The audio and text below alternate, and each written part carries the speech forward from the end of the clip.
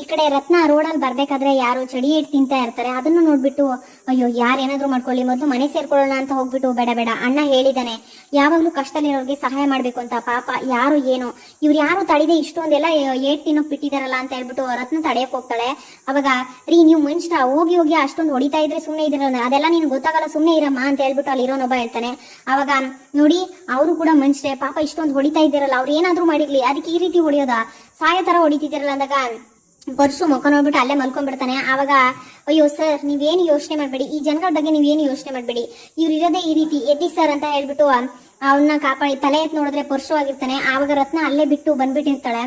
ಈ ಕಡೆ ನೋಡಿದ್ರೆ ಪಾರು ತರಕಾರಿ ಕಟ್ ಮಾಡ್ತಾ ಬರೀ ಆವಾಗ ಶಿವು ಮೇಲೆ ದೇವ್ರು ಬಂದಾಗ ಹೇಳಿದ್ದೇನೆ ನೆನ್ಸ್ಕೊಂತಿರ್ತಾಳೆ. ಅಮ್ಮ ಇಲ್ಲದೆ ನಿನ್ ಮದ್ವೆ ಆಯ್ತಾ ಮಗ, ಉಟ್ಟು ಸೀರೆಯಲ್ಲಿ ತೊಟ್ಟು ಬಳೆಲಿ ಇಟ್ಟ ಅರ್ಶಿನ ಕುಂಕುಮದಲ್ಲಿ ಎಲ್ಲದ್ರಲ್ಲೂ ಅಮ್ಮ ಇದ್ಲು ಅಂತ ಹೇಳ್ಬಿಟ್ಟು ತಾಯಿ ಹೇಳಿದ ಬಗ್ಗೆ ಯೋಚನೆ ಮಾಡ್ತಾ ತರಕಾರಿ ಕಟ್ ಮಾಡ್ತಾ ಇರ್ತಾಳೆ. ಆಗ ಏನು ಅದೇ ಮಾವನ ಮೇಲೆ ತಾಯಿ ಬಂದು ಹೇಳಿದ್ದು ನನ್ಗೆ ಅದೇ ನೆನಪಾಗ್ತಾ ಇದೆ. ಅದು ಅಲ್ಲದೆ ಅತ್ತೆ ಮದುವೆಲಿ ಎಲ್ಲಾ ಶಾಸ್ತ್ರದಲ್ಲೂ ಇದ್ರು ಅಂತ ಬೇರೆ ತಾಯಿ ಹೇಳಿದ್ಲು. ಅತ್ತೆ ಎಲ್ಲಾ ಶಾಸ್ತ್ರದಲ್ಲೂ ಛತ್ರದಲ್ಲಿ ಎಲ್ಲಾದ್ರಲ್ಲೂ ಓಡಾಡಿದ್ಮೇಲೆ ಯಾರ ಕಣ್ಗಾದ್ರೂ ಬೀಳ್ಬೇಕಿತ್ತು ತಾನೆ. ಅದ್ ಹೇಗೆ ಅವ್ರು ಯಾರು ಏನು ಅಂತ ನಾವು ಕಣ್ಣಲ್ಲಿ ನೋಡ್ಲೇ ಇಲ್ವಲ್ಲ, ಯಾರದು ಅತ್ತೆ ಇದ್ರು ಅಂದ್ಮೇಲೆ ಅವ್ರಲ್ಲೇ ಎಲ್ಲೋ ಇರ್ಬೇಕಿತ್ತು, ಕಣ್ಣಿಗೂ ಕೂಡ ಕಾಣಿಸ್ಕೋಬೇಕಾಗಿತ್ತು. ಎಲ್ಲಾ ಶಾಸ್ತ್ರದಲ್ಲೂ ಭಾಗಿಯಾಗಿದ್ದಾರೆ ಅಂತಂದ್ರೆ ಅವ್ರು ನಮ್ ಕಣ್ಣು ಕಾಣಿಸ್ಕೊಳ್ದೆ ಹೇಗ್ ಭಾಗಿಯಾದ್ರು? ಅಟ್ಲೀಸ್ಟ್ ನಮ್ಗೆ ಅತ್ತೆ ಯಾರು ಅಂತ ಗೊತ್ತಿದ್ರೆ ಆದ್ರೂ ಗೊತ್ತಾಗಿರೋದು. ಅತ್ತೆನ ನಾವು ನೋಡೇ ಇಲ್ವಲ್ಲ, ಯಾರನ್ನಾದ್ರೂ ಕೇಳ್ಬೇಕಲ್ಲ ಅಂತ ಹೇಳ್ಬಿಟ್ಟು ಮೈ ಮರೆತ್ಬಿಟ್ಟು ಕೈ ಬೆರಳನ್ನ ಕಟ್ ಮಾಡ್ಕೊಳಕ್ ಹೋಗ್ತಿರ್ತಾಳೆ ಪಾರು. ಆವಾಗ ರಾಣಿ ಬಂದ್ಬಿಟ್ಟು ಅದಕ್ಕೆ ಏನ್ ಮಾಡಕ್ ಹೋಯ್ತಾ ಇದೆಯಾ ನೀನು, ತರಕಾರಿ ಕಟ್ ಮಾಡೋ ಅಂದ್ರೆ ಕೈ ಕತ್ತರಿಸ್ಕೊತಾ ಕೂತಿದೆಯಲ್ಲ ಅಂದಾಗ, ಅಯ್ಯೋ ರಾಣಿ ಯಾವ್ದು ಜ್ಞಾನದಲ್ಲಿ ಮೈ ಮರೆತ್ಬಿಟ್ಟಿದ್ಯಾ ಅಂದಾಗ, ಯಾವ ಜ್ಞಾನ ಅದಕ್ಕೆ, ಎಲ್ಲಿದೆ ನಿನ್ ಜ್ಞಾನ, ಅಲ್ಲ ಇಷ್ಟೊಂದು ಯೋಚನೆ ಏನ್ ಮಾಡ್ತಾ ಇದೀಯಾ ಅಂತಂದಾಗ, ರಾಣಿ ನಾನು ನಿನ್ನ ಹತ್ರ ಏನೋ ಒಂದ್ ಕೇಳ್ತೀನಿ ಉತ್ತರ ಕೊಡ್ತೀಯಾ ಅಂತಂದಾಗ, ಸರಿ ಅದಕ್ಕೆ ಅದೇನ್ ಕೇಳಿ ಅಂದಾಗ, ನೀನು ನಿಮ್ಮ ಅಮ್ಮನ ನೋಡಿದೀಯಾ ಅಂತಂದಾಗ ರಾಣಿ ತುಂಬಾ ಶಾಕ್ ಆಗ್ಬಿಡುತ್ತೆ. ಅದಕ್ಕೆ ದಯವಿಟ್ಟು ನನ್ನ ಕ್ಷಮಿಸ್ಬಿಡಿ, ಈ ವಿಷಯನ ಇಲ್ಲಿಗೆ ಬಿಟ್ಬಿಡಿ, ಅಲ್ಲ ನೀವು ಈ ವಿಷಯನ ಯೋಚನೆ ಮಾಡಿದಷ್ಟು ಕೆದಕ್ದಷ್ಟು ಅಣ್ಣನ ಕೋಪ ಬರ್ತದೆ, ಅದನ್ನ ಬಿಟ್ಬಿಟ್ಟು ನೀವು ಇಷ್ಟೆಲ್ಲ ಯೋಚನೆ ಮಾಡ್ತಾ ಕೂತ್ಕೊಳಕ್ ಹೋಗ್ಬೇಡಿ ಅಂತ ಹೇಳ್ಬಿಟ್ಟು ರಾಣಿ ಹೇಳ್ತಾಳೆ. ನೋಡು ರಾಣಿ ಇದ್ರ ಬಗ್ಗೆ ಎಲ್ಲ ನೀನ್ ತಲೆ ಕೆಡ್ಸ್ಕೋಬೇಡ, ಹೇಳು ಅಂತ ಹೇಳ್ಬಿಟ್ಟು ಈ ಕಡೆ ಹೇಳ್ತಾ ಇದ್ರೆ ಪಾರ್ವತಿ, ಈ ಕಡೆ ನೋಡಿದ್ರೆ ರತ್ನ ಗೋಡಂಬಿ ಅಣ್ಣನ ಹತ್ರ ಬಂದ್ಬಿಟ್ಟು, ಗೋಡಂಬಿ ಅಣ್ಣ ಏನ್ ಗೊತ್ತಾ, ನಾನು ಮೊದ್ಲಿಂದನೂ ಕೆಟ್ಟವನು, ಅವ್ನು ಎಂತ ಕೆಟ್ಟವಳು ಅಂತ ನನಗೆ ಗೊತ್ತು, ಅವ್ನು ಬದ್ಲಾಗಕ್ ಸಾಧ್ಯನೇ ಇಲ್ಲ ಗೋಡಂಬಿ ಅಣ್ಣ. ಇವತ್ತು ರಸ್ತೆಯಲ್ಲಿ ಬರ್ತಿರ್ಬೇಕಾದ್ರೆ ಯಾರನ್ನ ಹೊಡಿತಾ ಇದಾರಲ್ಲ ಅಂತ ಹೇಳ್ಬಿಟ್ಟು ಹೋಗಿ ನೋಡಿದ್ರೆ ಅವನು ದೇವ್ರ ಕೆಲ್ಸ ಕೊಡಿಸ್ಕೊಂತ ಇದ್ನಂತೆ. ಅವ್ನು ನೋಡಿದ್ರೆ ಮನ್ಸಲ್ಲೆಲ್ಲ ಕೆಟ್ಟ ಗಲೀಜೆ ತುಂಬಿಕೊಂಡಿದ್ದು ಮೇಲ್ನೋಟಕ್ಕೆ ಒಳ್ಳೆಯವನು ಅನ್ಸ್ಕೊಳಕ್ಕೆ ಈಗೀಗ ಪ್ರಯತ್ನ ಪಡ್ತಾ ಇದ್ದಾನೆ. ಅವ್ನು ನಿಜವಾಗ್ಲೂ ಬದ್ಲಾಗೋಕ್ ಸಾಧ್ಯನ ಗೋಡಂಬಿ ಅಣ್ಣ? ಸಾಧ್ಯನೇ ಇಲ್ಲ, ಯಾಕಂದ್ರೆ ಅವ್ನು ಅಂತ ಕೆಟ್ಟವಳು, ಹೋಗಿ ಹೋಗಿ ಅವನ್ ಬದ್ಲಾಗ್ತಾನೆ ಅಂತ ಜನ ನಂಬ್ತಿದಾರಲ್ಲ, ಅದು ಯಾವತ್ತೂ ಕೂಡ ಸಾಧ್ಯ ಆಗೋದಿಲ್ಲ. ನಾನು ಅವನು ಅಂತ ಗೊತ್ತಿಲ್ಲದೆ ನನ್ನ ಕೈಯಾರೆ ಕೈ ಎತ್ತಿ ನನ್ನ ಕೈನೇ ಮಲಿನ ಮಾಡ್ಕೊಬಿಟ್ಟೆ.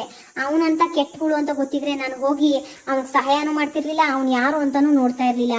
ನಾನು ಅಣ್ಣ ಕಷ್ಟದಲ್ಲಿರೋಗಿ ಸಹಾಯ ಮಾಡು ಅಂತ ಹೇಳಿದಾನೆ ಅಂತ ನೆನೆಸ್ಕೊಂಡು ಹೋಗಿ ಹೋಗಿ ಅವನ್ನ ಕಾಪಾಡೋಕೆ ಅಂತ ಹೇಳ್ಬಿಟ್ಟು ನಾನು ಹೋಗ್ಬಿಟ್ಟೆ ಗೋಡಂಬಿ ಅಣ್ಣ. ಅದ್ ಯಾರು ಗೊತ್ತೋ ಗೋಡಂಬಿ ಅಣ್ಣ, ಬೇರೆ ಯಾರು ಅಲ್ಲ, ಆ ಪರ್ಶುನೇ ಅಂತಂದಾಗ ಗೋಡಂಬಿಗೆ ಎಚ್ಚರ ಆಗ್ಬಿಟ್ಟು ಫುಲ್ಲು ಕೈಯೆಲ್ಲ ತೋರಿಸ್ಕೊಂಡು ಒದ್ದಾಡ್ತಿರ್ತಾರೆ. ಅವಾಗ ಅಣ್ಣ ಏನಾಯ್ತು, ಗೋಡಂಬಿ ಅಣ್ಣ ಏನಾಯ್ತು, ಕಣ್ಣೆಲ್ಲ ಬಿಟ್ಬಿಟ್ಟಿರ್ತಾರೆ. ಅದಕ್ಕೆ ಗೋಡಂಬಿ ಅಣ್ಣ ಜೋರಾಗಿ ರಿಯಾಕ್ಟ್ ಮಾಡ್ತಾ ಇದಾರೆ, ಬೇಗ ಓಡ್ ಬನ್ನಿ ಅಂತ ಹೇಳ್ಬಿಟ್ಟು ಪಾರು ಅವ್ರನ್ನ ಕೂಗ್ತಾರೆ. ಅವಾಗ ಗೋಡಂಬಿ ಅಣ್ಣ ಏನಾಯ್ತು ಅಂತ ಹೇಳ್ಬಿಟ್ಟು ಯೋಚನೆ ಮಾಡ್ತಾ ಇರ್ಬೇಕಾದ್ರೆ, ಅವ್ರನ್ನ ಎಬ್ಬಿಸ್ತಾ ಇರ್ಬೇಕಾದ್ರೆ ಗೋಡಂಬಿ ಮತ್ತೆ ನಿದ್ರೆಗೆ ಹೋಗ್ಬಿಡ್ತಾನೆ. ಈ ಕಡೆ ಅಡ್ಗೆ ಎಲ್ಲ ಮಾಡ್ಬಿಟ್ಟು ಪಾರು ಬರ್ತಾಳೆ ರೂಮ್ ಒಳಗಡೆ. ಶಿವು ಫುಲ್ಲು ತಲೆನೋವಲ್ಲಿ ತಲೆಗೆ ಟವಲ್ ಕಟ್ಕೊಂಡು ಓಡಾಡ್ತಾ ಇರ್ತಾನೆ. ಅವಾಗ ಮಾವ ಇಷ್ಟೊತ್ತಲ್ಲಿ ಕೆಲ್ಸಕ್ಕೆ ಹೋಗ್ತಾ ಇದೆಯಾ ಅಂತ ಹೇಳ್ಬಿಟ್ಟು ಪಾರು ಕೇಳ್ತಾಳೆ. ಈ ಟೊತ್ನಾಗೆ ಯಾವ ಕೆಲಸ ಪಾರು ಅಂತ ಹೇಳ್ಬಿಟ್ಟು ಶಿವು ಹೇಳ್ದಾಗ, ಅಲ್ಲ ತಲೆಗೆ ಮತ್ತೆ ಟವಲ್ ಎಲ್ಲ ಕಟ್ಕೊಂಡಿದ್ಯಾ ಅಂದಾಗ, ಅಯ್ಯೋ ಬೆಳಗ್ಗೆಯಿಂದ ತಲೆ ಹಿಡ್ಕೊಬಿಟ್ಟದೆ ಪಾರು ಅಂದಾಗ, ಏನ್ ಮಾವ ನೀನು ಮನೇಲೆ ಡಾಕ್ಟ್ರು ನಾನಿಲ್ವಾ, ನನ್ನನ್ನ ಇಟ್ಕೊಂಡು ಹೋಗಿ ಈ ರೀತಿ ತಲೆಗೆ ಬಟ್ಟೆ ಕಟ್ಕೊಂಡು ಓಡಾಡ್ತಿದ್ಯಲ್ಲ, ಯಾಕೆ ನನ್ನ ಹತ್ರ ಮೆಡಿಸನ್ ಕೇಳೋಕು ನಿಂಗೆ ಮುಜುಗರ ಅಂದಾಗ, ಏನೋ ಗೊತ್ತಿಲ್ಲ ಪರು, ನಂಗೆ ಯಾರ ಹತ್ರ ಏನಾದ್ರು ಕೇಳ್ಬೇಕು ಅಂತಂದ್ರೆ ಭಾರಿ ಮುಜುಗರ ಅಂತ ಹೇಳ್ಬಿಟ್ಟು ಶಿವು ಹೇಳ್ತಾನೆ. ಇನ್ಮವ ನನ್ನ ಹತ್ರ ಟ್ರೀಟ್ಮೆಂಟ್ ತಗೊಳಕ್ಕೆ ನಿಂಗೆ ಮುಜುಗರನ? ಅಲ್ಲ ಅಕ್ಕಪಕ್ಕದ ಮನೇಲಿ ಯಾರೋ ಡಾಕ್ಟರ್ ಇದ್ದು ಅವ್ರ ಹತ್ರ ಹೋಗಿ ಹೆಲ್ಪ್ ಕೇಳ್ಬೇಕು ಅಂದ್ರೆ ಮುಜುಗರ ಅನ್ಬೋದು. ನಾನ್ ಏನ್ ಹೆಂಡ್ತಿ ಹೋಗಿ ನನ್ನ ಹತ್ರ ಮುಜುಗರ ಪಡ್ತಿದ್ಯಾ ಅಂದಾಗ, ಅಯ್ಯೋ ಪಾರೋ ಏನೋ ಗೊತ್ತಿಲ್ಲ, ಈಗ ಸದ್ಯಕ್ಕೆ ನಂಗೆ ಅಯ್ಯೋ ದೇವ್ರೆ ಈ ರೀತಿ ಅನ್ಯಾಯ ಮಾಡ್ಬಿಟ್ಟಲ್ಲಪ್ಪ ನಂಗೆ ಅಂತ ಹೇಳ್ಬಿಟ್ಟು ಪಾರು ಅಳ್ತಾ ಇರ್ಬೇಕಾದ್ರೆ, ಅಯ್ಯೋ ಸಾಕು ಪಾರು ಈಗ ನಂಗೆ ಮಾತ್ರ ಕೊಡು ಪಾರು ಅಂದಾಗ, ಕೊಡ್ತೀನಿ ಸರಿಯಾಗಿರೋ ಟ್ರೀಟ್ಮೆಂಟೇ ಕೊಡ್ತೀನಿ ಅಂತ ಹೇಳ್ಬಿಟ್ಟು ಶಿವು ಹತ್ರ ಬಂದ್ಬಿಟ್ಟು ಶಿವುನ ತಳ್ಳಿ ಮಂಚದ ಮೇಲೆ ಬೀಳಿಸ್ಬಿಡ್ತಾರೆ. ಇಷ್ಟು ದಿನ ಆಟ ಆಡಿಸ್ತಿದ್ದೆ ಅಲ್ವಾ, ಇವತ್ತು ನನ್ನ ಕೈಗೆ ಸರಿಯಾಗಿ ಸಿಗಾಕೊಂಡಿದ್ಯಾ ಮಾವ, ಅವ್ನು ಮುತ್ಕೊಡು ಅಂದ್ರೆ ಸಿಕ್ಕ ಬಟ್ಟೆ ಆಟ ಆಡಿಸ್ದೆ, ಇವತ್ತು ನನ್ನ ಕೈಗೆ ಸಿಕ್ಕಿದ್ಯಾ, ನಿಂಗೆ ಸರಿಯಾಗಿ ಮಾಡ್ತೀನಿ ಅಂತ ಹೇಳ್ಬಿಟ್ಟು ಪಾರು ಹೋಗ್ತಾ ಇರ್ತಾಳೆ ಹತ್ತತ್ರ. ಅವಾಗ ಅಯ್ಯೋ ಪಾರು ಏನು ಮಾಡ್ಬೇಡ ಪಾರು, ನಂಗೀಗ ತಡ್ಕೊಳಕ್ಕೆ ಐತಲ್ಲ ತಲೆನೋವು ಅಂದಾಗ, ಇರು ಮಾವ, ನಿಂಗೆ ಟ್ರೀಟ್ಮೆಂಟ್ ಕೊಟ್ಟೇ ಕೊಡ್ತೀನಿ, ಬೇರೆಯವ್ರಿಗೆ ಮಾತ್ರೆ ಕೊಡೋದು, ನಿನಗೆ ಸ್ಪೆಷಲ್ ಟ್ರೀಟ್ಮೆಂಟ್ ಕೊಡಿಸ್ತೀನಿ ಅಂತ ಹೇಳ್ಬಿಟ್ಟು ಪಾರು ಶಿವು ಹತ್ರ ಹೋಗ್ತಾಳೆ. ಆಗ ಅವ್ನ ತಲೆಯಲ್ಲಿರೋ ಟವಲ್ನ ಕಿರ್ಚಿದಂಗೆ ಅಯ್ಯೋ ಬೇಡ ಅಂತ ಹೇಳ್ಬಿಟ್ಟು ಶಿವು ಕಿರ್ಚ್ಕೊಂಡ್ಬಿಡ್ತಾರೆ. ಅವಾಗ ಮಾವ ಬಾಯಿ ಮುಚ್ಕೊಂಡಿರು, ಇಲ್ಲ ಅಂದ್ರೆ ಅಷ್ಟೇ ಗೊತ್ತಲ್ಲ ಅಂದಾಗ, ಗೊತ್ತು ಪಾರು, ಮಾರಿಗುಡಿ ಡಾನ್ ಏನ್ ಮಾಡಕ್ ಕೊಟ್ಟಿದೀಯ ಪಾರು ನೀನು ಅಂದಾಗ, ಈ ಮಾರಿಗುಡಿ ಡಾನ್ ಏನ್ ಮಾಡ್ತಾಳೆ ಅಂತ ನಿಂಗೂ ಚೆನ್ನಾಗಿ ಗೊತ್ತು ತಾನೆ, ಬಾಯಿ ಮುಚ್ಕೊಂಡಿರುವ, ನಾನು ನಿನ್ಗೆ ಟ್ರೀಟ್ಮೆಂಟ್ ಕೊಡ್ತೀನಿ, ಸ್ಪೆಷಲ್ ಟ್ರೀಟ್ಮೆಂಟ್ ಕೊಡಿಸ್ತೀನಿ, ತಪ್ಪಿಸ್ಕೊಂತಿದ್ಯಲ್ವಾ, ಈಗ ಅದೇ ತಪ್ಪಿಸ್ಕೊತೀಯ, ನಾನು ನೋಡ್ತೀನಿ ಅಂತ ಹೇಳ್ಬಿಟ್ಟು ಪಾರು ಶಿವು ಟವಲ್ನ ತೆಗೆದ್ಬಿಡ್ತಾರೆ.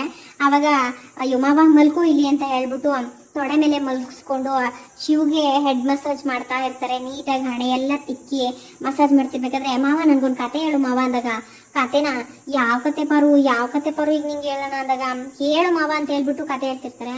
ಅವಾಗ ಪಾರ್ವತಿ ಮಸಾಜ್ ಮಾಡ್ತಿದ್ರೆ ಶಿವ್ಗೆ ಸಿಕ್ಕಾಬಟ್ಟೆ ನಿದ್ದೆ ಬರ್ತಾ ಇರುತ್ತೆ. ಅವ್ಳು ಮಸಾಜ್ ಮಾಡ್ತಾ ಇದ್ರೆ ತಲೆನೋವೆಲ್ಲ ಹೋಗ್ಬಿಟ್ಟು ಚೆನ್ನಾಗಿ ನಿದ್ದೆ ಮಾಡ್ತಾ ಇರ್ತಾರೆ. ಮಾವ ಹೇಳು ಮಾವ ಅಂದಾಗ, ಒಂದು ಊರಾಗೆ ಒಬ್ಬ ರಾಜ ಇದ್ನಂತೆ, ಹಂಗೆ ಒಬ್ಳು ರಾಣಿ ಇದ್ಲಂತೆ. ಒಂದು ಊರಲ್ಲಿ ಒಬ್ಬ ರಾಜ ಒಬ್ಬ ರಾಣಿ ಮುಂದೆ ಅಂದಾಗ, ಅದು ಒಬ್ಬ ರಾಜ ಇದ್ನಂತೆ, ಹಂಗೆ ಒಬ್ಳು ರಾಣಿ ಇದ್ಲಂತೆ ಅಂದಾಗ, ಮುಂದಕ್ಕೆ ಹೇಳು ಮಾವ ಅಂತ ಹೇಳ್ಬಿಟ್ಟು ಪಾರು ಹೇಳ್ತಾಳೆ. ಅವಾಗ ಅದೇ ಪಾರು ರಾಜ ರಾಣಿ ಅನ್ಕೊಂಡು ಹಂಗೆ ನಿದ್ದೆ ಮಾಡ್ಬಿಡ್ತಾರೆ ಪಾರು ಶಿವು. ಅವಾಗ ಅಯ್ಯೋ ಪಾಪಚಿ ಮಾವ ಮಲ್ಕೋಬಿಟ್ಯಾ, ಇಷ್ಟು ನಿದ್ದೆ ಬಂದ್ಬಿಟ್ಟಿದ್ಯೇನು ನನ್ನ ಮುದ್ದು ಮಾವ, ಅಯ್ಯೋ ಮಲ್ಕೋ ಮಾವ ಪರವಾಗಿಲ್ಲ, ಆದ್ರೆ ನೀನು ಎದ್ದ ಮೇಲೆ ನನಗೆ ಕತೆ ಹೇಳಬೇಕು, ಆದ್ರೆ ಅದೇ ರಾಜ ರಾಣಿ ಅಂತ ಹೇಳ್ಬಾರ್ದು, ಮುಂದಕ್ಕೂ ಕೂಡ ಹೇಳ್ಬೇಕು. ಅಯ್ಯೋ ನನ್ನ ಪಾಪಚ್ಚಿ ನನ್ನ ಮುದ್ದು ಮಾವ ಪಾಪ ಅಂತ ಹೇಳ್ಬಿಟ್ಟು ಶಿವು ಹಣೆಗೆ ಮುತ್ತು ಕೊಟ್ಬಿಟ್ಟು, ಮಲ್ಕೋ ಮಾವ, ನಿಂಗೆ ತುಂಬಾ ಸುಸ್ತಾಗಿದೆ ಅನ್ಸುತ್ತೆ, ಮಲ್ಕೋ, ಊಟ ರೆಡಿ ಆದ ತಕ್ಷಣ ನಿನ್ನ ಊಟ ಮಾಡಕ್ಕೆ ಎಬ್ಬಿಸ್ತೀನಿ, ಅವಾಗ ಎದ್ದು ಊಟ ಮಾಡುವೆ ಆಯ್ತಾ ಅಂತ ಹೇಳ್ಬಿಟ್ಟು ಫ್ಯಾನ್ ಆನ್ ಮಾಡ್ಬಿಟ್ಟು ಶಿವನ ಮಲ್ಕೊಳಕ್ ಹೇಳ್ಬಿಟ್ಟು ಈ ಕಡೆ ಪಾರು ಹೊರಟ್ಬಿಡ್ತಾಳೆ. ಈ ಕಡೆ ನೋಡಿದ್ರೆ ರಶ್ಮಿ ಅವ್ರ ಅತ್ತೆ ಲೀಲಾ ಊಟ ಹಾಕೊಂಡು ಅಡುಗೆ ಮನೆಯಿಂದ ಬರ್ತಾ ಇರ್ತಾರೆ. ಆವಾಗ ರಶ್ಮಿ ಅಡ್ಡಿಗೆ ಬಂದ್ಬಿಡ್ತಾಳೆ, ಅಯ್ಯೋ ದನ ಬಂದಾಗ ಬತ್ತಿಯಲ್ಲ, ಒಂಚೂರು ಗೊತ್ತಾಗೋದಿಲ್ವಾ ನಿನ್ಗೆ, ಇದೇ ನಾನು ನಿನ್ ಕಲ್ತಿರೋದು ಅಂತ ಹೇಳ್ಬಿಟ್ಟು ಬೈತಾ ಇರ್ಬೇಕಾದ್ರೆ ಸೊಂಟದ ಮೇಲೆ ಕೈ ಇಟ್ಕೊಂಡು ರಶ್ಮಿ ಲೀಲನ್ನೇ ಗುರಾಯಿಸ್ತಾ ಇರ್ತಾರೆ.